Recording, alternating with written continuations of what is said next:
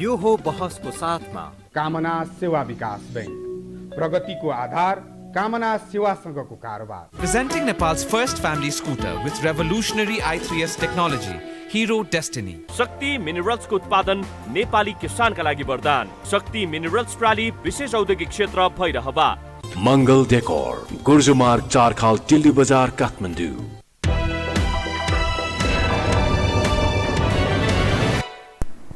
नमस्कार, यो हो बहसमा म यहाँहरूलाई हार्दिक स्वागत गर्दछु।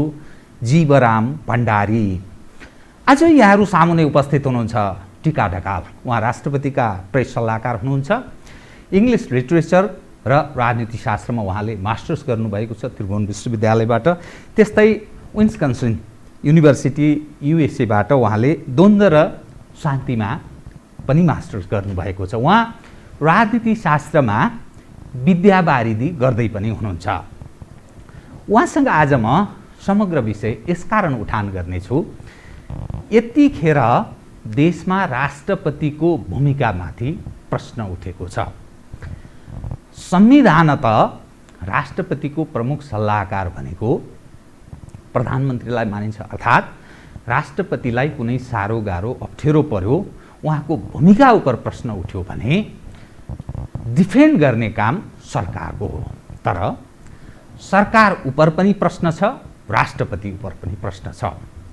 नेपालको संविधानले राष्ट्रपतिलाई संरक्षक, संविधानको संरक्षक र यो राष्ट्र र नेपाली जनको एउटा अभिभावकको त्यस्तो भूमिका निर्वाहको कल्पना पनि गरेको छ। नेपालको राजनीतिक परिवर्तनसँगै एउटा प्रश्न उठ्यो। नेपालमा ठुलो खाले परिवर्तन भयो, जसमा राज संस्था हिजोका दिनमा थियो त्यो स्थान ग्रहण गर्ने सवाल उपर राष्ट्रपतिको एउटा स्थान त्यहाँ कल्पना गरियो। फलत यो जो भ्याकुम क्रिएट हुँदैछ यो पुरा गर्न सक्ला? लामो अभ्यास, नेपाली परम्परा, राज संस्थाको भूमिका निरन्तर रहिरहेको कारण भन्ने एउटा प्रश्न पनि उठिरहेको थियो। तर यहाँ आइपुग्दा फेरि अर्को प्रश्न के उठ्यो भने राष्ट्रपतिलाई जुन ढङ्गले कल्पना गरिएको छ त्यो दलको स्वार्थभन्दा माथि नउठेको र यो संस्था समग्रमा एउटा राष्ट्रपतिको अभिभावकीय भूमिका निर्वाह गर्ने सवाल उपर प्रश्नको रूपमा यो तेर्सिएको छ। टिका ढकाल राष्ट्रपतिका प्रेस सल्लाहकार एउटा बुझकी पनि व्यक्ति भएको हुनाले यो अवस्था किन भयो र तपाईहरू जस्ता सल्लाहकारी भूमिका निर्वाह गरेका व्यक्तिहरू कहाँ चुक्नुभयो र यो समस्या सिर्जना भयो, विश्लेषणात्मक र सूचनामूलक ढङ्गले उहाँसँग कुराकानी गर्ने प्रयत्न गर्नेछु। सर्वप्रथम म उहाँलाई स्वागत गर्छु। स्वागत छ यहाँलाई। नमस्कार जीवाजी। अब म सिधै विषयमा प्रवेश गरेँ कि राष्ट्रपतिका सवाल उपर एकपछि अर्को विवादका विषयहरू असरल छन्। सामाजिक सञ्जालहरूमा केही चिज बाँकी छैन र राष्ट्रपतिले निर्वाह गर्नुपर्ने जो अभिभावकीय भूमिका, संरक्षक, पालक, समग्र नेपाली जनको अभिभावकीय भूमिका र समग्रको एउटा साझा शक्तिको रूपमा स्थापित रहिरहनुपर्ने जुन मान्यता थियो त्यसबाट च्युत भएको र सरकारले दुरुपयोग गरेको कुरा आयो। तपाईँ राष्ट्रपतिको प्रेस सल्लाहकार पनि, यस सवाल उपर तपाईहरू के भूमिका निर्वाह गर्न निरीह जस्तो हुनुहुन्छ? यस्तो छ जीवरामजी, यहाँले उठाउनुभएका प्रश्नहरू अत्यन्तै गम्भीर प्रश्न छन्। यो हाम्रो नवस्थापित लोकतान्त्रिक गणतन्त्रको अगाडिको बाटो सँग एकदम प्रत्यक्ष रूपमा सरोकार राख्ने प्रश्नहरू छन् भने हामीले यसका निमित्त हिजोको हाम्रो आफ्नै इतिहासलाई पनि हेर्नुपर्ने, निहाल्नुपर्ने हुन्छ।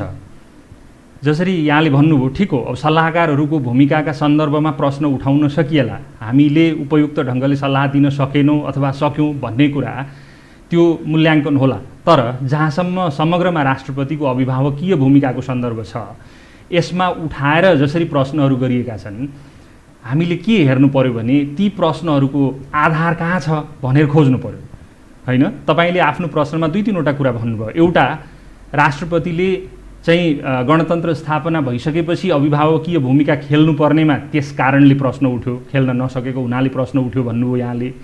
त्यसै गरी तपाईँले के भन्नुभयो भने सरकारले दुरुपयोग गर्यो भन्ने प्रश्न गर्नुभयो र तेस्रो प्रश्न सल्लाहकारहरूले के गर्छन् भन्ने प्रश्न गर्नुभयो। यही होइन त तपाईँको प्रश्नमा अन्तर्निहित तीनवटा विषय। म एक यी विषयहरूमा जान चाहन्छु।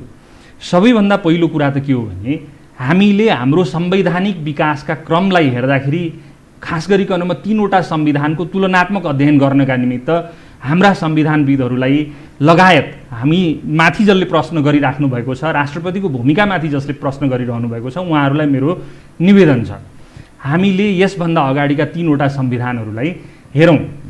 सबैभन्दा पहिला 2047 सालको संविधान, त्यसभन्दा अगाडि म जान चाहन्न किनभने हामीले अहिले जे अपेक्षा जुन 19 को संविधानमा जान त्यता, किनभने जे परम्पराको आधारमा हामीले राष्ट्रपतिको भूमिकाको अपेक्षा गरेका छौँ त्यो परम्पराको दायरा हरेक पल्टको संविधानले तय गरिदिने हो नि त जीवरामजी। यो कुरा हामीले स्पष्ट रूपमा अझै पनि कम्युनिकेट गर्न सकिराखेका छैनौँ भन्ने मलाई लाग्दछ।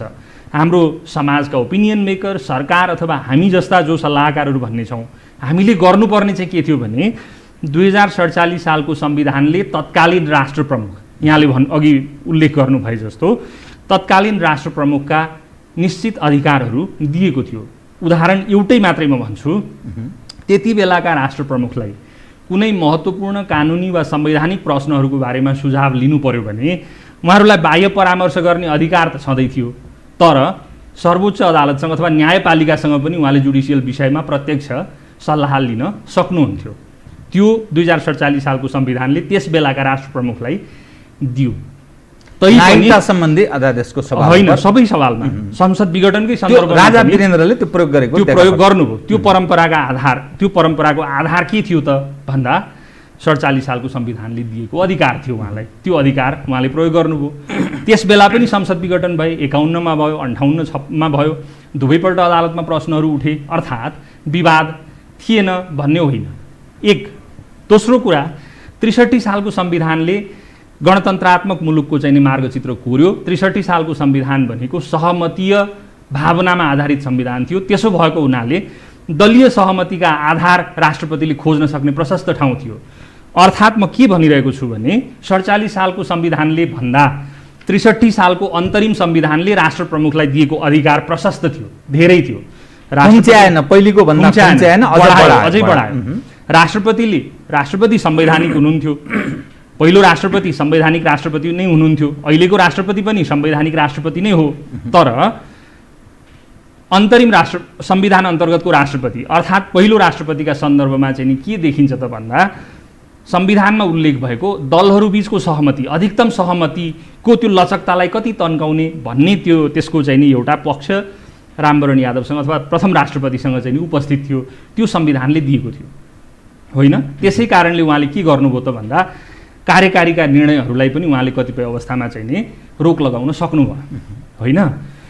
अनि 63 सालको जुन व्यवस्था छ हामीले कल्पना गरेको गणतान्त्रिक व्यवस्था, यो भनेको राष्ट्र प्रमुखलाई बलियो बनाउने व्यवस्था होइन, संवैधानिक र कानुनी रूपमा सरकार प्रमुखलाई बलियो बनाउने व्यवस्था हो, कार्यकारीलाई अगाडि जाने दिने व्यवस्था हो होइन। त्यसैले राष्ट्रपतिको अधिकारलाई खुम्च्यायो, 72 मा प्राप्त अधिकारलाई खुम्च्यायो, प्रशस्त खुम्च्यायो। एक त परामर्श गर्ने अधिकार राष्ट्रपतिलाई चाहिँ संवैधानिक रूपमा छैन। त्यसैले अहिले बाहिरबाट भन्न सकिन्छ राष्ट्रपतिले परामर्श गर्नु पर्थ्यो अथवा चाहिँ नि अरू विभिन्न सेक्टरहरूसँग प्रत्यक्ष रूपमा यी सङ्गीन प्रश्नहरूमाथि के माथि भन्दा मन्त्री परिषदले गरेको निर्णयमाथि। म यही कुरा फेरि दोहोऱ्याउँछु है, मन्त्री परिषदले निर्णय गरेको विषयमाथि बाह्य परामर्श गर्ने संवैधानिक अधिकार वर्तमान संविधानले राष्ट्र प्रमुखलाई दिएको छैन। यसलाई हामी कमजोरी भनौँ या के भनौँ। 63 सालको संविधानमा एउटा विषय हजुर जो 21 घण्टाको मात्रै समय दियो संविधानको धारा 76 को 5 अनुसार, त्यो समय यथेष्ट भएन। राष्ट्र प्रमुखको दुर्नियत थियो र राष्ट्र प्रमुख प्रश्न उठाइएको प्रश्न, राष्ट्र प्रमुख प्रधानमन्त्रीको सहयोगको रूपमा मात्रै देखियो। एज अभिभावकीय भूमिका राष्ट्रपतिले त्यो निर्वाह गरेको देखिएन। पार्टीको पनि एउटा गुटको मात्रै। त्यो प्रश्न कसले गर्यो भने संसदमा प्रतिनिधित्व गरेका स्वयं सत्तारूढ दल एमाले भित्रकै एउटा पङ्क्तिले गर्यो, अपोजिसनले गर्यो, प्रतिपक्षहरूले गरे र समाजका कतिपय विषय विज्ञहरूले गरे। अब यो बस बताउनुहोस् त। ठिक छ, म त्यहाँ आउँदै थिएँ तपाईँले भन्नुभएको कुरामा। म अघिकैबाट जोड्छु, तपाईँले भन्नुभएको प्रश्न सोझै त्योसँग जोडिन्छ है, म त्यसलाई कम्प्लिट गर्दाखेरि। त्यसैले त्यो जुन प्रश्न छ यहाँले अघि उठाउनु भएको कि सरकारले राष्ट्रपतिको तपाईँले शब्द प्रयोग गर्नुभयो दुरुपयोग भन्ने होइन, तपाईँकै शब्द आफ्नो स्वार्थमा प्रयोग होइन, आफ्नो स्वार्थमा प्रयोग गर्यो त्यो भन्नुभयो यहाँले।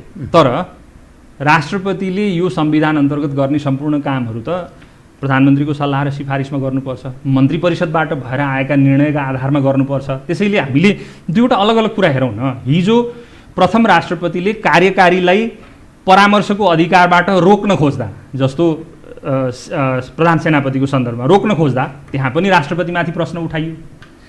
आज यो संविधानले के भन्छ भने कार्यकारीलाई बलियो बनाउने कुरामा राष्ट्रपतिले सरकारको के अरे मन्त्री परिषदको निर्णय नागेर बाहिर जान मिल्दैन, जुन प्रधानमन्त्रीको सिफारिस मार्फत आउँछ भन्ने कुरालाई पनि यो संविधानले उल्लेख गर्यो भनेपछि यसलाई कार्यकारीलाई सहयोग गरेको अथवा प्रधानमन्त्रीलाई सहयोग गरेको भन्ने अर्थमा बुझ्नु भएन। त्यो हाम्रो बुझाइको कमजोरी रह्यो एउटा होइन। त्यसैले यो व्यवस्था नै कार्यकारीलाई बलियो बनाउने व्यवस्था हो भन्ने बुझ्नका लागि म यहाँ आग्रह गर्छु। यहाँको चाहिँ नि लोकप्रिय सञ्चार माध्यम मार्फत मेरो निवेदन छ कि यो व्यवस्था कार्यकारीलाई बलियो पार्ने व्यवस्था हो।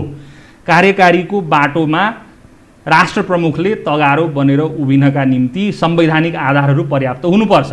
राष्ट्र प्रमुखले त्यो गर्न सक्नुहुन्छ, त्यो गर्नका निमित्त संवैधानिक आधारहरू चाहिन्छ। अब रह्यो 76(5) को सन्दर्भमा मलाई के लाग्दछ भने 76(5) का निम्ति त त्यो त्यसको विवाद जुन भन्नुभयो यहाँले कि समय थोरै भयो, 21 घण्टाको मात्रै समय दिनुभयो भन्ने, त्यो विवाद त निरूपण भइसक्यो भन्ने लाग्दछ। जब संसदको सर्वसम्मत नै त्यही समयभित्र चाहिँ नै राष्ट्रपति कहाँ जब पुग्यो भनेको एकजनाले 153 जनाको समर्थन लिएर जानुभयो, अर्कोले 149 को भनेपछि त संसदका सबै सदस्यहरू त्यो समय पुग्यो, प्राप्त भयो, पर्याप्त भयो, त्यसो भएको हुनाले त्यहाँ पुग्नु भयो भन्ने अर्थ लाग्छ। त्यसैले संसदले सर्वसम्मत रूपमा स्वीकार गरिसकेको यो विषय कि त्यो समय पर्याप्त थियो र त्यसभित्र प्रधानमन्त्रीका लागि जसले दाबी पेश गर्नुपर्ने थियो अथवा गर्न सक्नुहुन्थ्यो उहाँहरूले दाबी पेश गर्नुभयो भन्ने त्यो प्रमाण आफै भएको हुनाले तपाईँको तर्क चाहिँ नि यसमा खण्डित हुन्छ भन्ने मलाई लाग्छ। अब समस्या के रह्यो भने नि तपाईँले भनेको विषयलाई मैले अन्यथा रूपमा लिएको होइन। जहाँ के कल्पना गरिएको छ भने संविधानको संरक्षक, पालक नेपाल देश र नेपाली जनको अभिभावकको कल्पना राष्ट्र प्रमुखलाई गरिएको छ। यस अन्तर्गत त त्यो संविधानको संरक्षण गर्ने सवालमा, त्यो अभिभावकीय भूमिका निर्वाह गर्ने सवालमा यहाँ चुकेको भन्ने अर्थ लाग्यो नि त? लाग्दैन। किन? कसरी लाग्छ? ल मलाई बताउनुहोस् त कसरी चुक्नुभयो भन्ने लाग्छ? संविधान अन्तर्गत नै सर्वोच्च अदालतमा यतिखेर च्यालेन्ज गरिएको स्थिति छ 1। नम्बर 2, राष्ट्रपतिले जे जति सरकारले लिएर जान्छ, एक त समयकै लम्ब्याएर पुनर्विचार सरसल्लाह गर्न सकिने, एक पटकलाई फाइल फर्काउन सकिने प्रावधानलाई त्यहाँ कहीँ न कहीँ मिनिमाइज गरेको, गौण बनाइएको या सरकारलाई सहयोग गर्ने नियत थियो है राष्ट्रपतिको भन्ने अर्थमा मान्छे बुझ्छन्। त्यो त बिल्कुल गलत बुझाइ भयो नि त। मैले अघि नै भने एउटा कुरा त के हो भने राष्ट्रपतिले कस्तो विधेयक अथवा कस्तो कुरालाई चाहिँ फर्काउन सक्नुहुन्छ भन्ने सन्दर्भमा कतिपय अध्यादेशहरू आउँदाखेरि त्यसमा आफ्नो रिजर्भेसन छ भने राष्ट्रपतिले त्यसलाई रोक्नुहुन्छ, रोक्नु भएको छ। कतिपय बिलहरू, विधेयकहरू जो संसदबाट चाहिँ नि पास भएर आउँछन् ती विधेयकहरूलाई पुनर्विचारका निमित्त फिर्ता पठाउन सक्नेसम्म, एकपल्ट दुईपल्टसम्म फिर्ता पठाउन सक्ने ठाउँ छ। तर ती बिल विधेयकहरूमाथि गम्भीर प्रकारको प्रश्न उठेको हुनु पर्यो, त्यो असन्तुष्टिको आधार हुनु पर्यो होइन। र सँगसँगै अर्को हाम्रो संवैधानिक व्यवस्थालाई के पनि हेरौँ भने मन्त्री परिषदको निर्णय हुनु अघि र निर्णय भइसकेपछि प्रधानमन्त्री मार्फत राष्ट्रपतिलाई जानकारी गराउनुपर्छ, ब्रिफिङ गराउनुपर्छ। त्यो प्रक्रिया पुरा भएको छ भने राष्ट्रपति आफै पनि सुसूचित हुन सक्नुहुन्छ र अनि अनौपचारिक रूपमा उहाँले चाहिँ नि आफ्नो काउन्सिलहरू अथवा राष्ट्रपति कार्यालयभित्र जति बेला त्यहाँ हाम्रो भूमिका हुनसक्छ त्यस्तो बेलामा यी विषयहरूमाथि पर्याप्त छलफल हुन्छन्। यसको अर्थ त्यसैले के बुझ्नु भएन भने सरकारले कुनै पनि कुरा लिएर आउने बित्तिकै हतार त्यो भइहाल्छ भन्ने होइन। कुनै पनि कुरा आउनुभन्दा अगाडि त्यसका बारेमा पर्याप्त छलफल भएको छ भने, कुनै पनि अध्यादेश आउनुभन्दा अगाडि त्यसको आवश्यकताका बारेमा पर्याप्त छलफल भएको छ र त्यसमा राष्ट्रपति सन्तुष्ट हुनुहुन्छ भने उहाँले त्यो अध्यादेश जारी गर्न मिल्छ। यसमा संवैधानिक दायित्व निर्वाह गर्नबाट चुकेको भन्ने त अर्थ लाग्दैन नि जीवरामजी, त्यो त प्रश्न नै गलत भयो। अब समस्या यहाँ हेर्नुहोस् है, अब कुन अवस्थामा राष्ट्रपति प्रवेश गर्नुभयो भने नि राष्ट्रपतिको भूमिकाका सवाल पर सर्वोच्चमा च्यालेन्ज भयो। कथम भन्ने मैले भाषा प्रयोग गरेको छु। प्रतिनिधि सभा पुनर्स्थापित भयो भने राष्ट्रपति यसै विवादमा, सरकारमाथिको त प्रश्न रह्यो नै, राष्ट्रपतिमाथि महाअभियोग लाग्न सक्ने त्यहाँ खतरा छ। यससँगै सरकार अर्को समस्यामा खडा हुन्छ, राष्ट्रपति अर्को समस्यामा प्रवेश गर्नुहुन्छ, अनि यो विवादको विषय भएन। होइन, अदालतमा प्रश्न उठ्यो, ठिक छ, अदालतमा प्रश्न उठ्ने विषयहरू त प्रशस्तै छन् नि। हामी कहाँ चाहिँ नि हरेक विषय अदालतमा जान्छन्। हामी कहाँ न्यायपालिका स्वतन्त्र छ, स्वतन्त्र न्यायपालिकाले आफ्नो निर्णय गर्छ र अरू अङ्गहरूले, हरेक नागरिकले चाहिँ नि न्यायपालिकाको निर्णयलाई मानेर जानुको विकल्प छैन। यसभन्दा अगाडि पनि न्यायपालिकाले आफ्ना निर्णयहरू दिएको छ, ठिक छ। अब यो विघटनको प्रक्रियालाई तपाईँले उल्लेख गर्नुभएको हो, विघटनको प्रक्रियालाई सदर गर्यो भने देश एउटा राजनीतिक बाटोमा जाला, विघटनको प्रक्रियालाई बदर गरेर अगाडि जस्तै कुनै प्रकारको फैसला आयो भनेदेखि देश अर्को बाटोमा जाला, त्यो कुरा भयो। तर जुनसुकै बाटोमा जाँदाखेरि पनि अगाडिको बाटो त प्रष्ट छ। त्यसैले अदालतमा प्रश्न उठ्ने कुरा ठिक हो, प्रश्न उठ्नु हुँदैन थियो, त्यो एउटा कुरा भयो। त्यो हामी सबैको कामना चाहना पनि के भयो भने अदालतमा सकेसम्म प्रश्न नउठुन्। न्यायिक विषयहरू भएको हुनाले अदालतमा प्रश्न उठ्यो भने पनि तिनको यथेष्ट चाहिँ जवाफ होस्, सन्तुष्ट हुने कानुनी आधार होस् न्यायपालिका पनि भन्ने कुरालाई विचार गरिकन निर्णयहरू लिएका हुन्छन्। कतिपय निर्णयमा न्यायपालिकाले व्याख्या गरेर ती विषयहरूलाई प्रष्ट पारिदिन्छ।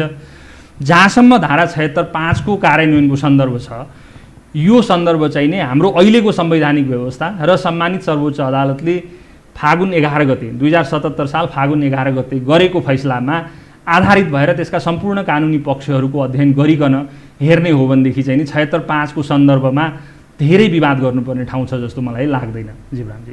अब अर्को घुमाउरो पाराले मैले प्रश्न गरेँ, जुन प्रक्रिया अन्तर्गत राष्ट्रपति हुने प्रक्रिया छ नि हामी कहाँ, अब अहिलेको अवस्था हेर्दा संसदमा उपस्थित त्यो सङ्ख्याको म हेरिरहेको छु, त गणितीय हिसाबले म हेरिरहेको छु, यस हिसाबले हेर्दा पनि राष्ट्रपतिको फेभरेबल त्यो गणित असाध्यै कमजोर देखिएको छ। मात्र 93 प्रतिनिधि सभाका सदस्यहरूको उपस्थिति राष्ट्रपतिको पक्षमा जस्तो अर्थ लाग्दछ। समग्र विपक्षमा गएपछि राष्ट्रपति त्यहाँ नैतिक हिसाबले त्यो प्रश्न उठ्छ, भोलिका दिनमा आफू खतरामा परियो भन्ने त्यो अर्थमा बुझ्नु पर्दैन। यहाँले त्यो भन्नुभएको प्रश्नको जुन बुनियाद छ नि जग, त्यो प्रश्नको जग कमजोर भयो। किनभने राष्ट्रपतिले चाहिँ नि संसदमा चाहिँ सङ्ख्या गनेर बस्ने कुरा होइन। राष्ट्रपति चाहिँ साझा व्यक्तित्व हो, राष्ट्रपति यो देशको अभिभावकीय भूमिकामा हुनुहुन्छ। त्यसो भएको हुनाले संसदमा को सदस्य पक्षमा को सदस्य विपक्षमा भन्ने कुरा राष्ट्रपतिको सरोकारको विषय होइन। त्यो त्यसरी हेर्नु हुँदैन, त्यसलाई त्यसरी हेऱ्यो भने गल्ती हुन्छ। किनभने जब राष्ट्रपति चाहिँ नि राष्ट्रपति पदमा सम्मानित पदमा निर्वाचित भएर जानुभयो होइन, त्यसले नै उहाँ चाहिँ संवैधानिक ठाउँमा जानुभयो र साझा व्यक्तित्वको रूपमा जानुभयो। त्यो भूमिका उहाँले निर्वाह गरिराख्नु भएको छ, यसमा कुनै सन्देह छैन जीवरामजी।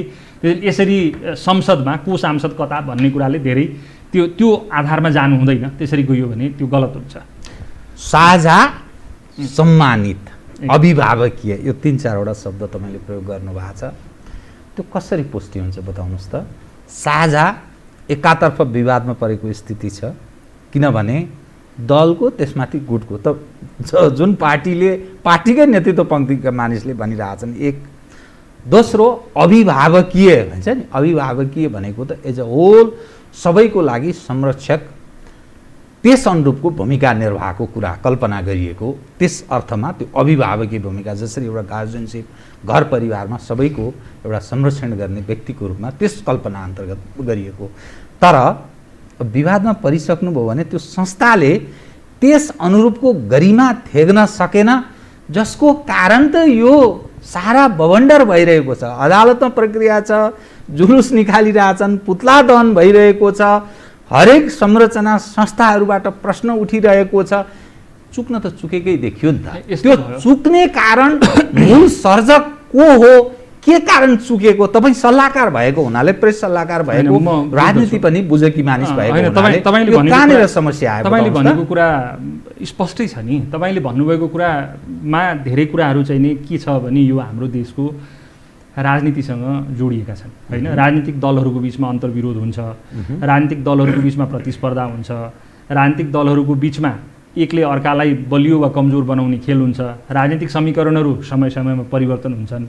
तर ती राजनीतिक समीकरणहरूको प्रतिछाया हामीले चाहेर पनि नचाहेर पनि राष्ट्रका विभिन्न अङ्गहरूमाथि पर्दछ होइन। प्रश्न उठाउने नै कुरा गर्ने हो भने त यहाँ प्रश्न न्यायपालिकामाथि उठाइएको छ, यहाँ प्रश्न चाहिँ नि व्यवस्थापिकाको क्षमतामाथि उठाइएको छ भने ती प्रश्नहरूले राष्ट्रपतिलाई पनि अथवा राष्ट्रपति संस्थालाई पनि छोएका छन् भन्ने कुरामा मेरो विमति छैन। ठिक हो, ती प्रश्नहरू उठेका छन्, तर यसको आधार चाहिँ नि के छ भनेर हामीले हेर्ने हो भनेदेखि राष्ट्रपतिले आफ्नो संवैधानिक भूमिका निर्वाह गर्नबाट चुक्नु भएको छैन। पहिलो कुरा हामीले यो बुझ्नु पर्यो। एक विषयको स्पष्ट पारिदिनुहोस् त। जस्तो नागरिकता सम्बन्धी अध्यादेश सरकारले पेश गर्यो। विगतमा पनि नागरिकताकै सवाल उप राजा वीरेन्द्रको पालामा, म त्यो झलझल सम्झिरहेको छु, सरकारले प्रस्तुत गर्यो, राजाले सर्वोच्च अदालतमा पठाइदियो, सर्वोच्चले नो भनिदियो, त्यो त्यसै गयो। यो जुन खालको अहिले जुन प्रक्रिया अन्तर्गत जस्तो खालको नागरिकता सम्बन्धी अध्यादेश ल्याइएको छ, यो सोच विगतकै हो, तर विगतमा राष्ट्र प्रमुखले त्यो भूमिका निर्वाह गरेका थियो।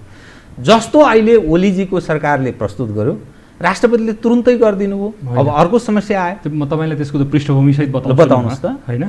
जस्तो तपाईँले अहिले जे उल्लेख गर्नुभयो, राजा वीरेन्द्रले अस्वीकार गरेको नागरिकता विधेयक मसँगै छ, यो हो यो होइन, यो स्पष्टै छ मसँग। यो भनेको प्रतिनिधि सभाबाट पारित 2057 साल जेठ 29 गते, राष्ट्रिय सभाबाट अस्वीकृत भएको 2057 साल जेठ 31 गते, प्रतिनिधि सभाबाट पुनः पारित भएको 57 साउन 11 गते, अनि त्यसपछि यो के भयो त भन्नुहुन्छ भन्दा 57 साल 8-16 गते, मङ्सिर 16 गते पारित भएको साउनमा, साउनपछि भदौ, असोज, कार्तिक, मङ्सिर 4 महिनापछि तत्कालीन सभामुख तारानाथ राणा भाटले चाहिँ नि यो राष्ट्र प्रमुख समक्ष पेश गर्नुभयो होइन, संसद सचिवालयमा पेश गर्नुभयो। र यसमा तपाईँले भन्नुभयो जस्तै नागरिकताका सन्दर्भमा धेरै प्रश्न उठाउन सकिने विषयहरू, विवादास्पद विषयहरू थिए। त्यसैले नागरिकता विधेयक आउनुभन्दा अगाडि नै, नागरिकता विधेयक जति बेला संसदमा पोहोरदेखि नै विचाराधीन छ नि त, नागरिकता विधेयक संसदमा छलफल भएदेखि नै हामीले पुराना नागरिकता ऐनहरू, मसँग 63 पनि छ, 19 पनि छ, 2009 को नागरिकता ऐन पनि यही छ सँगै, डकुमेन्ट सहित होइन, डकुमेन्ट सहित छ। त्यसैले यी विषयहरू तुलनात्मक अध्ययन गरेर यो अहिलेको अध्यादेश जारी भएको छ। त्यसैले अहिलेको अध्यादेश नै फुत्त आयो फुत्त जारी भयो भन्ने होइन। र पहिलो कुरा म यहाँलाई विश्वास दिलाउन चाहन्छु, राजा वीरेन्द्रले अस्वीकार गरेको भनिएको नागरिकता विधेयकमा भएका आपत्तिजनक कुराहरू के छन् भन्ने कुरा तपाईँले पढेर पनि हेर्नुहुन्छ। म जम्मै त्यहाँ जान्न, तपाईँले चाहनुभयो भने फोटोकपी गरेर राख्न म दिन्छु, तपाईँलाई पछि हेर्नुहोला र कार्यक्रममा चाहिँ गर्नुहोला। तर त्यहाँ आपत्तिजनक भनिएका सबै विषयहरू त नागरिकता अध्यादेशमा त छँदै छैन, कुनै पनि विषय छैन। यहाँ उल्लेख भएको कुनै पनि विषय अहिलेको नागरिकता अध्यादेशमा छैन। जस्तो एउटै मात्रै उदाहरण भन्छु म, नेपालमा स्थायी बसोबास भई बाबुआमा मध्ये एकजना, नेपालको संविधान 2019 प्रारम्भ हुनु अघि नेपालमा जन्मेको व्यक्ति निजको आमा वा बाबु जन्मको नाताले नेपालको नागरिक हुन्छ। यो जन्मसिद्ध नागरिकताका सन्दर्भमा धेरै विषयहरू छन् जसमाथि प्रशस्त प्रश्नहरू उठाउन सकिने ठाउँ यसमा थिए। अहिलेको अध्यादेशले त त्यो त छुँदैन त्यो विषय। अहिलेको अध्यादेशले के मात्रै भन्छ भने चाहे जन्मको आधारमा होस् चाहे अङ्गीकृत होस्, जन्मको आधारमा नागरिकता खारेज भयो, अब नेपालमा कसैले पनि जन्मको आधारमा नागरिकता पाउँदैन। तर यसभन्दा अगाडि जन्मको आधारमा नागरिकता लिएको ए भन्ने व्यक्ति रहेछ भने उसको चाहिँ दम्पति नै दुवैजना, श्रीमान श्रीमती नै जन्मको आधारमा नागरिकता लिएका व्यक्तिहरू रहेछन् भने उनीहरूका सन्तानलाई भन्नुहोस् न, अङ्गीकृत जन्म दुवै होइन, जन्मका आधारमा रहेछन्, अङ्गीकृत रहेछन् भने उनीहरूका सन्तानले चाहिँ वंशजको नागरिकता पाउने। यही मात्रै अहिलेको कुराले गरेको व्यवस्था। र अनि आमाको पहिचानबाट अथवा आमाको नामबाट नागरिकता दिने व्यवस्था जो चाहिँ सम्मानित सर्वोच्च अदालतले पटक पटक नेपाल सरकारका नाममा आदेशहरू जारी गरेको छ। कहिलेदेखि भन्दा विगत 10-15 वर्षदेखिको सर्वोच्च अदालतका फैसला र नजिरहरूलाई हेर्नुभयो भने र यसबाट हामीलाई थाहा छ गएको वर्ष चाहिँ नागरिकताका सन्दर्भमा प्रशस्त बहस भएको छ, संसदमा बहस भएको छ। त्यसभन्दा अगाडि पनि हाम्रो सामाजिक स्फियरमा सामाजिक क्षेत्रमा नागरिकताका बारेमा पटक पटक चाहिँ बहस भएको छ। अनि राष्ट्रपतिले चाहिँ यी विषयहरू नहेरिकन त्यो अध्यादेश चाहिँ नि ल्याउनु भयो होला त, सरकारले ल्याएको अध्यादेश चाहिँ स्वीकृत गर्नुभयो होला त। सरकारले पनि यी विषयहरू अध्ययन गर्यो। त्यसैले हामी निश्चिन्त हौँ राजा वीरेन्द्रले जुन नागरिकता विधेयक अस्वीकार गर्नुभएको थियो त्यो विधेयकमा भएका आपत्तिजनक भनिएका कुराहरू त छुँदै छोएको छैन, त्यतापट्टि गएकै छैन। ती सबै विषयहरूलाई किनारा गरेर केवल 2वटा विषय मात्रै अहिलेको अध्यादेशले छोएको छ। त्यसैले यसमा हामीले चित्त दुखाउनु पर्ने वा यसमा चिन्तित हुनुपर्ने विषय केही पनि छैन। 2 विषय। एक, संसद भएको बेलामा जुन बेला जारी थियो, चालु संसद थियो, त्यस बेलामा नागरिकता सम्बन्धी विषय नै उठाइएन। अनि चोर बाटोबाट अध्यादेश मार्फत नागरिकता सम्बन्धी अध्यादेश ल्याउनु त आफैमा दुर्नियत थिएन। र यस अन्तर्गत हरेकले प्रश्न के उठाइरहेका छन् भने भलै यो सरकारसँग सोध्नुपर्ने प्रश्न हो, तपाईसँग यसकारण जोडेको मात्रै। यस अन्तर्गत नेपाल जुन खण्डमा छ, उत्तरतर्फ चीन, दक्षिणतर्फ भारत, यो एकपछि अर्को नेपाली अल्पमतमा पर्ने र क्रमशः यो फिजीकरणको बाटोतर्फ जाने महेन्द्र चौधरीहरूको उदय हुन सक्छ है। नेपालको यो सानो जनसङ्ख्याको कारणले र खुल्ला बोर्डर र जुन ढङ्गले विदेशीहरू यहाँ आवत जावत गर्छन्, जुन ढङ्गले बसोबास गर्दछन् र उदार प्रकृतिको हाम्रो जुन राज्य संयन्त्र छ यो खतरामा छ भन्ने प्रश्न उठ्छ नि त। अनि त्यो संसद हुँदै त्यो विषय किन उठेन, त्यो किन भएन, त्यो विषय किन संसदबाट ल्याइयो? चोर बाटो भन्ने त प्रश्नै भएन। यो विषय संसदमा विचाराधीन थियो, म मान्दछु। यस विषयमा संसदमा विधेयक छलफलमा पनि थियो। तर खासमा यो रोकिएको भनेको त राज्य व्यवस्था समितिले हो। राज्य व्यवस्था समितिले चाहिँ नै यसलाई छलफल गरेर त्यसमा थप कुराहरू राख्नुपर्ने भनिकन यहाँ छ। राज्य व्यवस्था समितिलाई म त्यता जाँदिनँ, तर यहाँ राज्य व्यवस्था त सुशासन समितिको प्रतिवेदन छ। यसमा के विषय राख्ने के विषय नराख्ने भन्ने पनि छन् हैन। त्यसैले अध्यादेशले यो विषयलाई पनि विचार गरेको छ, नगरेको छैन है।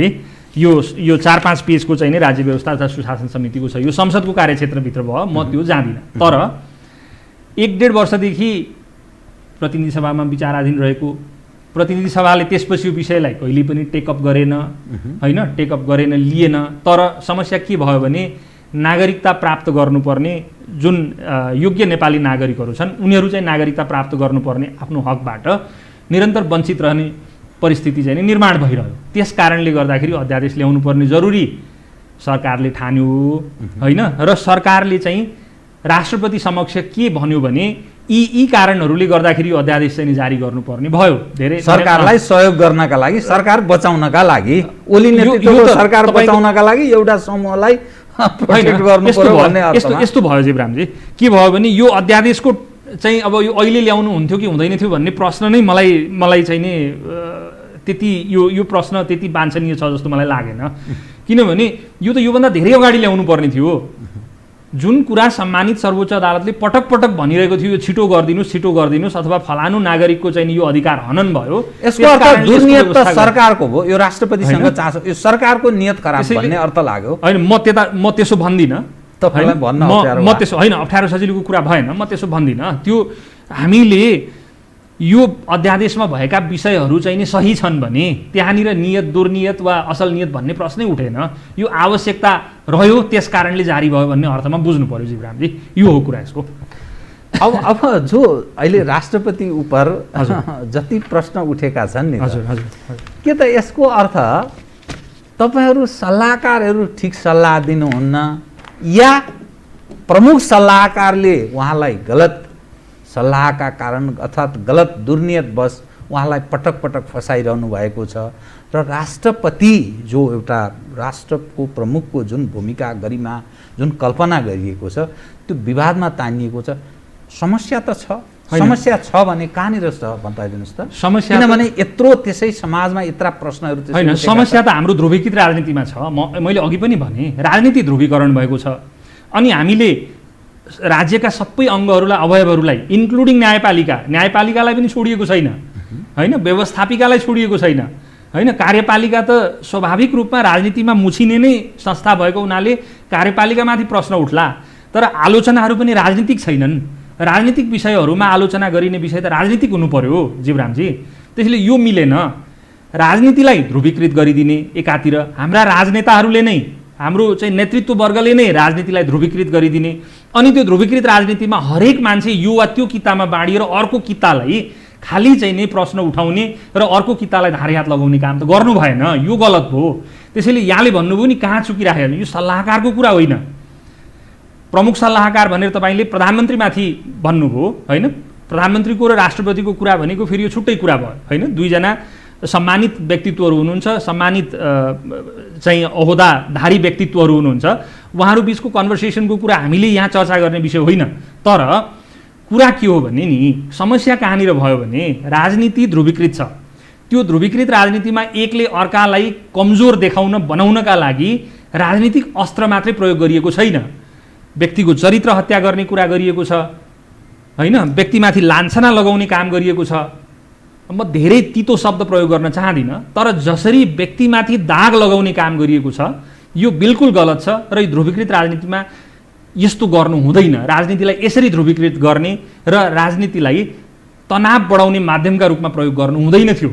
समस्या यो हो जीवरामजी, समस्या यहाँले भन्नुभएको कुरा होइन, अरू कुरा होइन समस्या। यसको अर्थ राष्ट्रपति जुन प्रक्रियाबाट देशको राष्ट्रपतिको जिम्मेवारीमा पदार्पण गर्नुहुन्छ नि, त्यो नै त्यो दलीय स्वार्थभन्दा माथि नउठेको व्यक्ति भएको हुनाले यो ध्रुवीकृत राजनीतिको त्यो प्रहारको केन्द्र बन्ने भयो। त्यसकारण यो संस्थाको जुन कल्पना गरिएको छ, जुन प्रक्रियाबाट राष्ट्र प्रमुख बनाउने कल्पना गरिएको छ, यो प्रक्रिया नै गलत भयो भन्ने अर्थ लाग्ने भयो नि त। किनभने जहाँ दलीय व्यवस्था हुन्छ त्यहाँ पक्ष प्रतिपक्ष हुन्छन्। एउटा पक्षको व्यक्ति राष्ट्रपति हुन्छ। त्यो राष्ट्रपतिले त्यस अनुरूपको भूमिका निर्वाह गर्न सकेको विगत कटुवाल प्रकरणकै पनि गर्न सकिन्छ। सरकारले जे भन्यो त्यो मानेन भनेर विगतको रामवरण यादवको कालको पनि म सम्झँदैछु। यो त अलिक कन्सेप्ट नै अलग ढङ्गले कल्पना गरिएछ र नेपालको यो भू जुन खण्ड छ, जुन परिस्थिति छ त्यसलाई सम्बोधन गर्ने कल्पना भएन छ भन्ने अर्थ लाग्ने भयो नि त। मलाई लाग्छ प्रक्रिया उपरै गलत भयो भन्ने अर्थ लाग्यो नि त। यहाँहरू जस्तो विचार निर्माताले छलफल गराउनु पर्ने एउटा विषय त्यो पनि हो। यसमा म धेरै हदसम्म सहमत छु। हाम्रो छिमेकी मित्र राष्ट्र भारतमै भनौँ अथवा चाहिँ नि अमेरिकामा त कार्यकारी राष्ट्रपति हुन्छ, दलीय आधारमा नै राष्ट्रपति निर्वाचित हुन्छ, छुट्टै कुरा भयो होइन।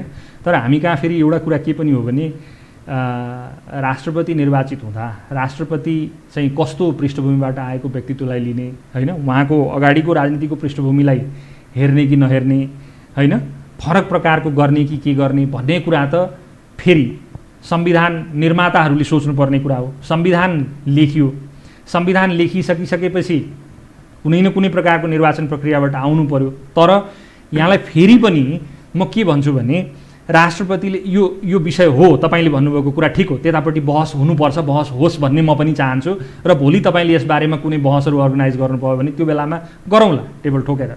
तर अहिले म वर्तमान राष्ट्रपतिको चाहिँ प्रेस सल्लाहकार छु र मैले स्पष्ट रूपमा तपाईँसँग फेरि पनि के निवेदन गर्दछु भने राष्ट्रपतिले आफ्नो अभिभावकीय भूमिका निर्वाह गर्नबाट कतै पनि चुक्नु भएको छैन। चाहे संवैधानिक आफ्नो दायित्वलाई पालना गर्ने कुरामा होस्, चाहे महामारीको सन्दर्भमा चाहिँ नेपाली नागरिकलाई जोगाउने कुरामा चाहिँ अग्रसरता लिने कार्यमा होस्, अथवा विभिन्न प्रकारका सामाजिक अभियानहरूलाई मलजल गर्ने कुरामा होस्, लैङ्गिक समानताका दृष्टिकोणले चाहिँ हेर्ने कुरामा होस् होइन, समाजमा पछाडि परेको वर्गलाई अगाडि बढाउने कुरामा होस्, यी सबै कुरामा राष्ट्रपतिले हिजो राजनीतिक कर्मीका रूपमा जे गर्नुभयो त्यो पनि हाम्रा सामुन्ने उपस्थित छ।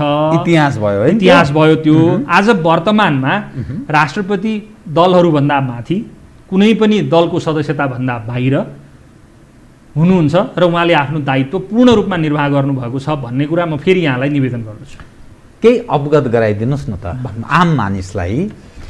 एज अ राष्ट्रपति भइसकेपछि उहाँले राष्ट्र समग्रमा नेपाली जनका लागि अभिभावकीय ढङ्गले र दलीय स्वार्थभन्दा माथि उठेर काम यो त गर्नुभएको छ नि भन्ने केही दृष्टान्त दिनुहुन्छ? होइन, म यहाँलाई एकदम बताउँछु। छोटकरीमा भन्छु एकदम संक्षेपमै कि जस्तो राष्ट्रपतिले अहिले नेपालको शिक्षा र स्वास्थ्यका सन्दर्भमा कसरी चाहिँ नि रूपान्तरण गर्न सकिन्छ भन्ने बारेमा समाजका विभिन्न पक्षहरूसँग अनौपचारिक रूपमा छलफल गरेर आफ्नो कार्यालयको एउटा चाहिँ नि गुड अफिसको प्रयोग गरिरहनु भएको छ पटक पटक।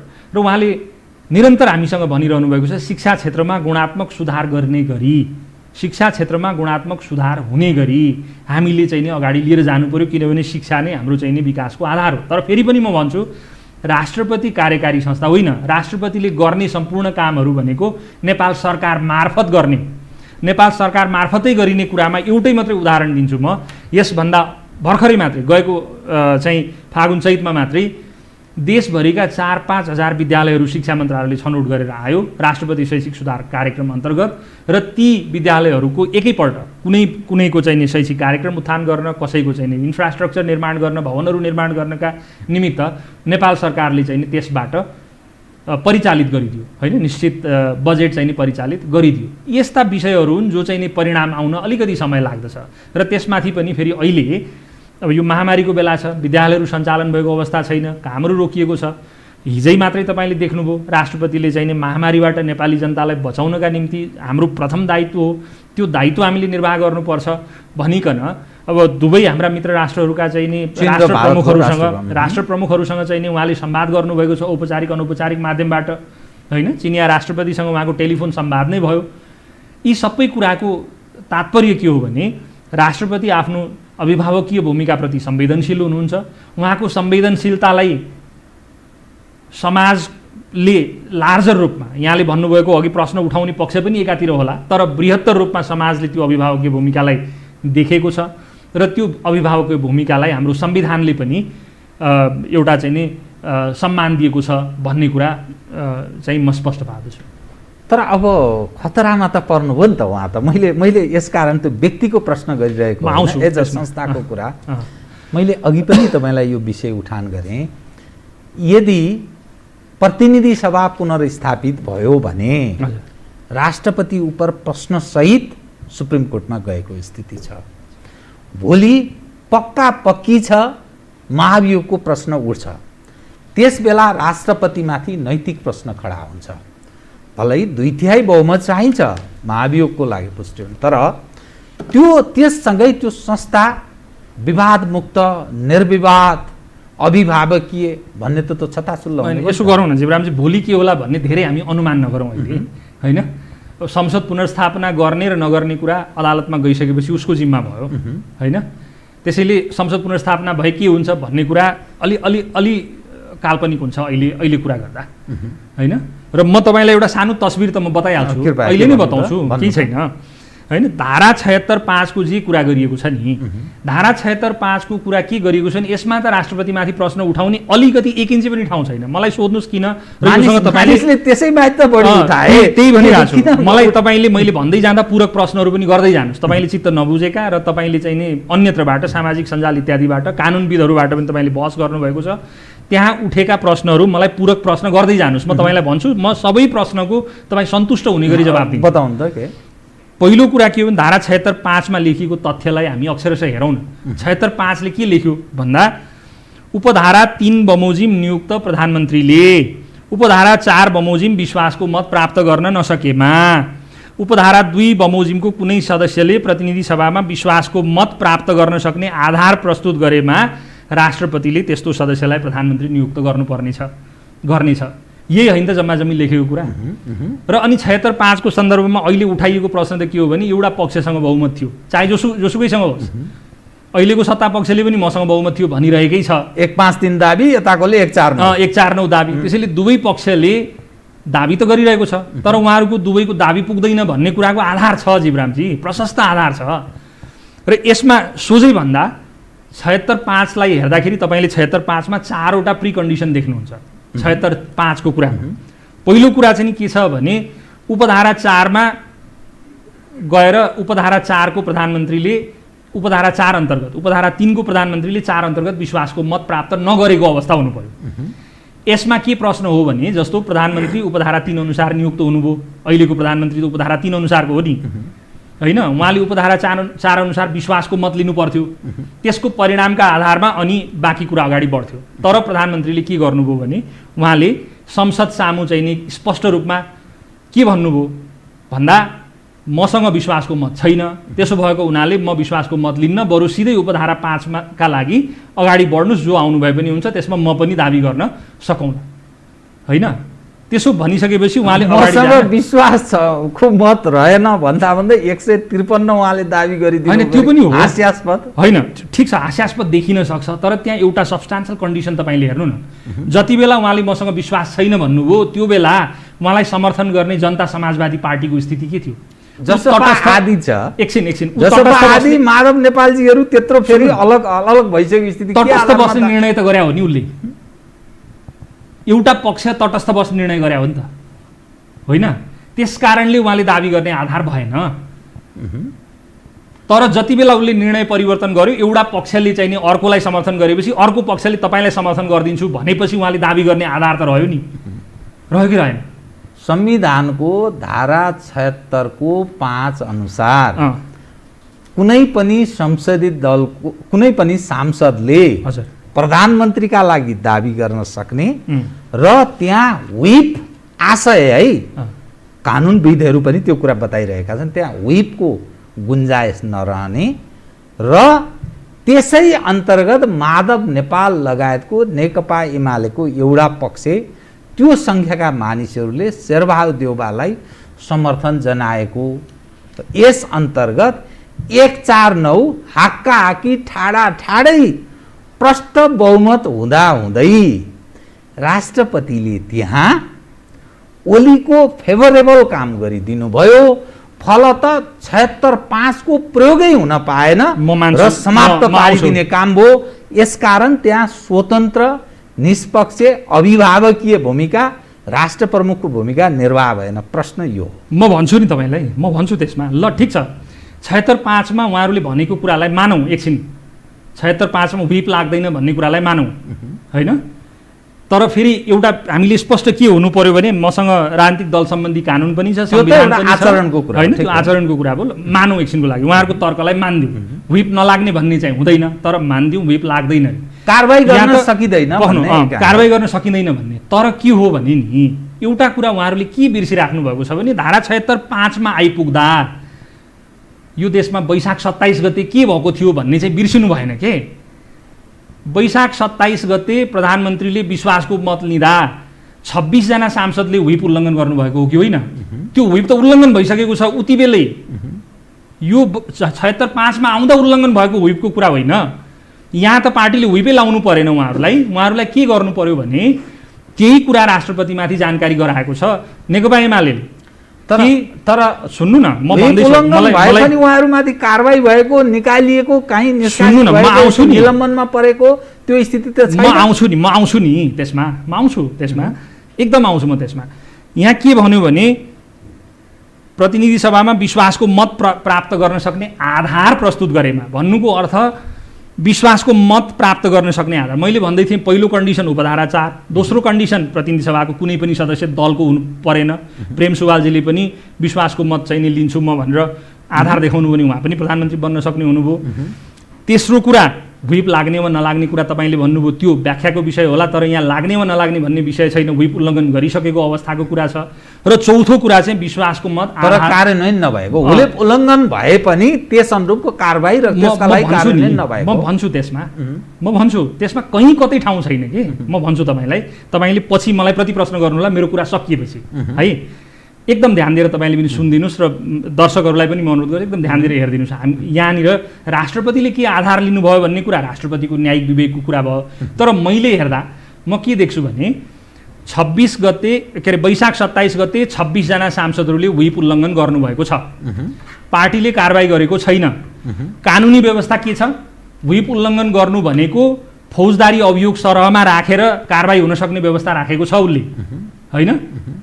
व्हिप उल्लङ्घन गर्न सक्ने भनेको। त्यसैले पहिलो कुरा त जो नेकपा एमालेका संसद सदस्यहरूको दाबी लिएर शेरबहादुर देउवाले समर्थन लिएर दाबी प्रस्तुत गर्नुभयो, त्यो दाबी त्यसले खण्डित गर्ने आधार भयो। किनभने कानुन अनुसार 26 जना सांसदमाथि कारबाहीको प्रक्रिया पुरा हुन के लाग्छ, कति दिन लाग्छ?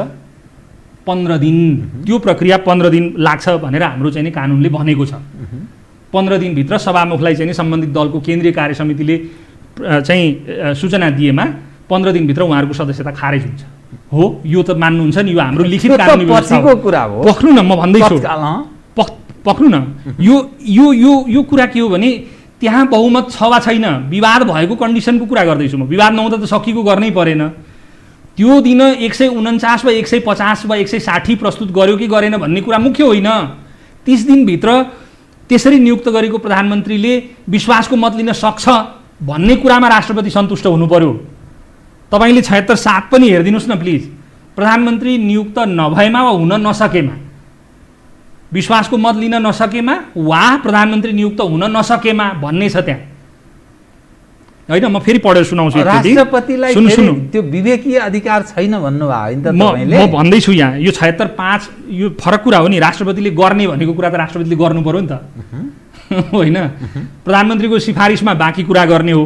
यहाँ त प्रधानमन्त्रीको सिफारिस लिनु भएन नि त, उहाँले लिन मिलेन नि संविधान त। त्यसैले विवेक प्रयोग गर्नु पर्यो यसमा, होइन? स्पष्ट रूपमा यो संविधानमा राष्ट्रपतिले आफै गर्ने भनी लेखिएको बाहेक अरू सबै काम त मन्त्री परिषदको सल्लाह र सम्मतिमा गर्नु पर्यो नि, होइन? र यो एउटा यस्तो ठाउँ हो जहाँ राष्ट्रपतिले निर्णय गर्न पाउनुहुन्छ। फेरि भन्दैछु म, मेरो अघिको कुरा टुङ्गिएको छैन। बताउनु। त्यो के हो भने 26 जना जो सांसद हुनुहुन्छ जसले आफूलाई बागी भन्नुभएको छ, उहाँहरू व्हिप उल्लङ्घन गरिसकेको दागी सांसद हो। पहिलो यो बुझ्नु पर्यो। उहाँहरूमाथि त्यो पार्टीले 15 दिनभित्रमा कारबाही गरेर निकाल्न सक्ने स्थिति छ। पछिको दिनमा पछिकै दिनमा तत्कालको न कुरा हो यो त। यो त तत्कालको कुरा हुँदै होइन नि। 76(5) को कुरा त होइन। 76(5) जोसँग मसँग छ भनेर भनिया छ, कारबाही गरेको अवस्था छ त दुईटैले भने। उहाँ प्रधानमन्त्रीले पहिले कारबाही गरेको भए एउटा अवस्था बदल्यो, उहाँले त्यो कारबाही नै गर्न होइन। बिल्कुल गलत। प्रधानमन्त्री बिल्कुल गलत हो। यसमा हामी प्रश्न हुनु पर्यो। पहिलो कुरा त म अझै भन्दैछु, योसँग जोडिएर आउने कुरा के हो, 30 दिनभित्र विश्वासको मत लिन सक्छ कि सक्दैन भनेर हेर्नु पर्यो नि त। 30 दिनभित्र 1, 2, 3, 4, 5 गनेर 15 मा पुग्दै चाहिँ नि जम्मै उहाँको संसद सदस्यता खण्डित हुँदैछ त कसरी उहाँले 30 दिनमा विश्वासको मत लिनुहुन्छ? कसरी लिनुहुन्छ मलाई भनिदिनुहोस् त ल। अब सवाल के रह्यो भने होइन, सुन्नु न, नयाँ सरकारले लिन सक्दैन भन्ने राष्ट्रपतिलाई लाग्यो। बिल्कुल। पुरानो जो भइरहेको सरकार छ त्यसले चाहिँ सक्छ, त्यसकारण त्यसले चाहिँ चुनाव गराउन सक्छ, कोर्टमा च्यालेन्ज गर्न सकिँदैन भन्ने लाग्यो उहाँलाई। विवेक प्रयोग उहाँले त्यसरी गर्नु भने त्यही कारण त्यो फेरि दलीय स्वार्थ भित्र मिलेन, प्रश्न मिलेन। अहिले बहुमत छ कि छैन भन्ने कुरा मुख्य होइन कि 76(5) को कुरा।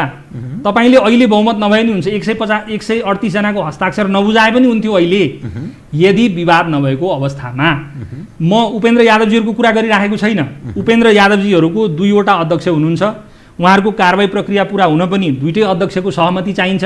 अलग अस्तित्वमा हुनुहुन्छ, अलग अस्तित्वमा हुनुहुन्छ चाहिँ म भन्दिनँ। पार्टी उहाँहरूको एउटै हो, पार्टी एउटै हो, तर त्यो वैधानिक ढङ्गले त्यसरी अलग भइसकेको, त्यो एकै भइसकेको त्यस्तो अर्थ लाग्दैन रहेछ संसदमा संसदीय दल उहाँहरूको अलग अलग छ, त्यो छुट्टै कुरा हो। त्यसैले उहाँहरूको कुरा गरिराखेको छैन। यसमा माननीय शेरबहादुर देउवा जो विपक्षी दलको नेता हुनुहुन्छ, उहाँले उपेन्द्र यादव पक्षको समर्थन लिएर प्रस्तुत गर्नुभएको दाबीमा धेरै प्रश्न गर्ने ठाउँ छैन। यद्यपि त्यहाँ पनि कारबाहीको उहाँहरूले कुरा त गर्नुभएको छ, तर एमालेको हकमा त्यस्तो देखिँदैन। 30 दिनभित्रमा विश्वासको मत लिने प्रक्रियामा जाँदै 26 जना सदस्यहरूको सदस्यता खारेज हुँदा शेरबहादुर देउवाले दाबी गरेको आधार भनेको बिचैमा खण्डित हुन्छ के। 30 दिन त्यो त हेर्नु पर्यो नि त। संविधानमा लेखिएको कुरा हेर्नु पर्यो नि बाबा। संविधानमा लेखिएको कुरा भन्दा बाहिर गएर एजम्सन गर्नु भएन। अर्को तपाईँले भनेकै कुरामा थप कुरा के हो भने, ल ठिक छ, मलाई नियुक्त गरिदिए त म लिइहाल्थेँ नि विश्वासको मत, भोलिपल्ट गएर पर्सि कारबाही भएर के गर्छ र यो त दाउपेचको कुरा भयो। संविधानमा लेखिएको कुरा भन्दा बाहिर गएर दलीय दाउपेचको विषय त राष्ट्रपतिको चासोको विषय होइन नि। दाउपेचकै कुरा गर्ने भने त केपी ओलीले पनि भन्नु होला, अहिलेको प्रधानमन्त्रीले पनि भन्नु होला, मलाई नियुक्त गरिदिए त म जसपाको समर्थन लिएर एमाले पनि मिलाएर गरिहाल्थेँ नि भन्न सक्नुहुन्थ्यो होला, उहाँले भनिरहनु भएको होला मनमा। त्यसैले प्रश्न यहाँनिर चाहिँ नि यो 76(5) को सन्दर्भमा त मिल्दैन कानुनविदहरूले गरेको राष्ट्रपतिलाई त्यस्तो लागेन, तर जो राष्ट्रपतिलाई लागेन होइन, मेरो प्रश्नको जवाफ ल तपाईँले कसैलाई ल्याएर सोधिदिनुहोस् न। म तपाईँसँग नि कार्यक्रमको ठिक अन्त्यमा आएँ कि एउटा मात्रै बताइदिनुहोस्, जुन ढङ्गले समाजमा राष्ट्रपति उप प्रश्न उठेको छ, हजुर, जुन ढङ्गले कोर्टमा च्यालेन्ज भएको छ, आम सञ्चार संयन्त्रदेखि लिएर नागरिक समाज, बुद्धिजीवी, अनेक जात छन्, के नाम छन्, यी सबै जसरी कुनै न कुनै प्रश्न उठाएर हिँडिरहेका छन्, यसको अर्थ ती सबै बेवकुफ हुन् भन्ने अर्थ लाउने? म भन्दिनँ त्यसो, मैले त्यसो भनेको छु र? मैले त्यसो भनेको छैन नि। हरेक कानुन बुझ्दैनन्, संविधान बुझ्दैनन्, ऐन बुझ्दैनन् भन्ने अर्थ लाग्ने। 76(5) को सन्दर्भमा मैले भनिसकेँ, स्पष्ट हुनुपर्ने कुरा 4वटा छन्। ती 4वटा कुरा स्पष्ट भएर कसैले प्रश्न उठाउँछ भने ती प्रश्नहरूको जवाफ दिन म हमेसा तयार छु। एक होइन, त्यहाँनिर चाहिँ नि सन्तुष्ट हुन सक्ने आधार छैन, त्यो ठाउँ छैन। यो त यो प्रमाणित पनि गर्न सक्छु म। त्यस कारणले गर्दा जहाँसुकै, चाहे सुप्रिम कोर्टमा होस् चाहे जहाँसुकै होस्, त्यो प्रश्नको उत्तर दिने कुरा छँदैछ। भोलि सम्मानित अदालतले गर्ने कुरा त फेरि हामीले शिरमा राखेर हिँड्नु पर्यो। अदालतले जे फैसला गर्छ त्यो फैसला नमाने पनि, हामीलाई मन नपरे पनि, चित्त नबुझे पनि त्यो फैसलालाई नमस्कार गर्नु पर्यो, सम्मान गर्नु पर्यो, शिर झुकाउनु पर्यो। न्यायपालिका भनेको त्यही हो नि, होइन? यो खालको भावना हामीले चाहिँ नि राष्ट्रपतिको सन्दर्भमा पनि राख्नु पर्यो। मैले प्रश्न उठाउनेहरूलाई कुनै इङ्गित गरिराखेको छैन, उहाँहरूलाई मैले चाहिँ नि तपाईँले भन्नुभयो जस्तो शब्द प्रयोग गरिराखेको छैन। उहाँहरूले प्रश्न उठाउनु भएको छ, तर कतिपय प्रश्नहरू अघि भने जस्तो ध्रुवीकृत राजनीतिका कारणले उठेको छ, कतिपय प्रश्न बुझाइको कमीको कारणले गर्दा उठेको छ, कतिपय प्रश्न अघि तपाईँले सुरुमा भन्नुभयो जस्तो हामी सल्लाहकारहरूले चाहिँ नि धेरै चाहिँ स्पष्ट पार्न नसकेका कारणले पनि उठेको होला कतिपय प्रश्न, होइन? र कतिपय प्रश्नहरू चाहिँ नि सरकारसँग, सरकारका गतिविधिहरूसँग, सरकारका काम कारबाहीहरूसँग जोडिएका कारणले पनि उठेको होला। तर यी प्रश्नहरू उठाउनुभन्दा अगाडि राष्ट्रपतिको संवैधानिक सीमा, राष्ट्रपतिको संवैधानिक दायरा र अनि त्यसपछि विद्यमान कानुन र अरू संरचनाका व्यवस्था, हाम्रो चाहिँ नि बहुदलीय व्यवस्थाको संरचनाका कुराहरूलाई हेरिकन मात्रै प्रश्न उठाइदिनका लागि म विनम्र अनुरोध गर्छु। हस्, कार्यक्रममा आइदिनु भयो, बहुत धन्यवाद छ। धन्यवाद जीवरामजी। आदरणीय दर्शकबिन्दु, उहाँ हुनुहुन्थ्यो टिका ढकाल, राष्ट्रपतिका प्रेस सल्लाहकार। समसामयिक विषयलाई, राष्ट्रपति उप उठेका प्रश्न र त्यससँग रहेका कतिपय जिज्ञासाहरूलाई सम्बोधन गर्दै म सहित मेरो सम्पूर्ण युनिटलाई कार्यक्रमबाट बिदा दिनुहोस् र यो हो टेलिभिजन हेर्दै रहनुहोला। नमस्कार।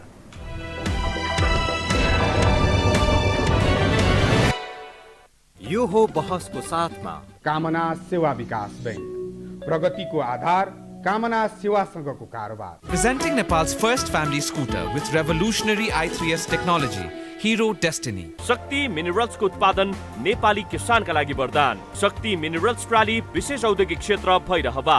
मङ्गल डेकोर, गुर्जुमार्ग 4 खाल टिल्ली बजार काठमाडौँ।